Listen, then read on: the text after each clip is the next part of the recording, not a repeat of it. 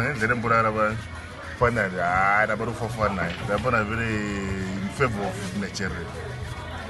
Rabania will have Nigeria. That's the outside that was 2-1 or 1-0. But Nigeria, we are winning. Our Fofana, our Fofana, the very big Kalisa.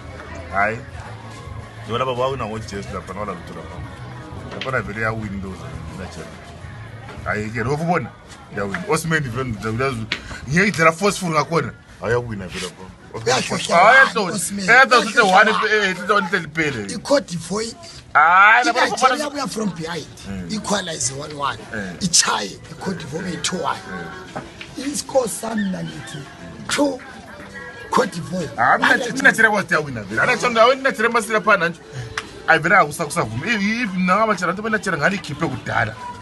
I want to see that part of very single manos and Goma Seba, very for me. I saw for me. That part I had a part of those. You put Nigeria. It's tactical. You have for fun about it, start up at that body.